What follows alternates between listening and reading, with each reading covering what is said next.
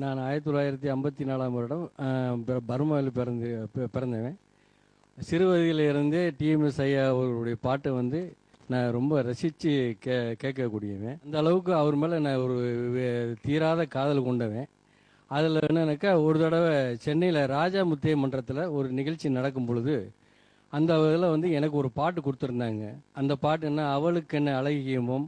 அந்த பாட்டு எப்படி இந்த ராகம் வரலைன்னா என்ன அசிங்கமாக போயிருமே, ஒரு இதாக போயிருமேங்கிறதுக்காக அவர் நடந்து வந்த பாதையில் வந்து ஏறி போன உடனே அவருடைய கால் அச்சு பட்ட இடத்துல அப்படியே என்னுடைய தலையை வச்சு நான் படுத்துட்டா என்னையே மறந்து படுக்க போகும்பொழுது என்னுடைய பிரதர் எல்லாரும் வந்து என்ன இங்கே நான் படுத்துருக்கேன் அப்படின்னாங்க. இல்லை, நான் எனக்கு ஐயா போனார், அப்படியே இங்கே நான் உட்காந்துட்டேன்.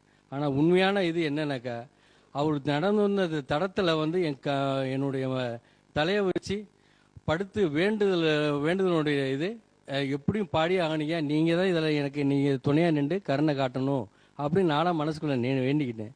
அப்புறம் ஸ்டேஜில் ஏறினோன்னு எனக்கு அந்த பாட்டு அந்த போன வேகமே தெரியல. மிகப்பெரிய பாராட்டு அந்த பாட்டு கிடைச்சிது. ஏலிசை வேந்தர், இன்னிசை சக்கரவர்த்தி,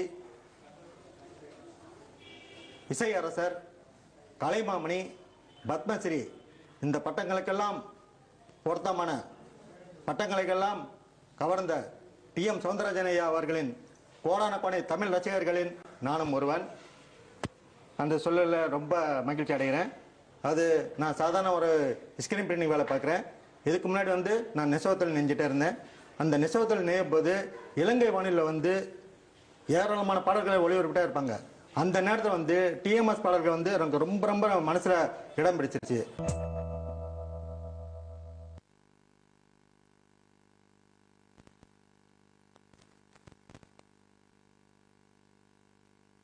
கண்ணில் நீர் வழிந்தால் என் நெஞ்சில் உதிரம் சொட்டுதடி.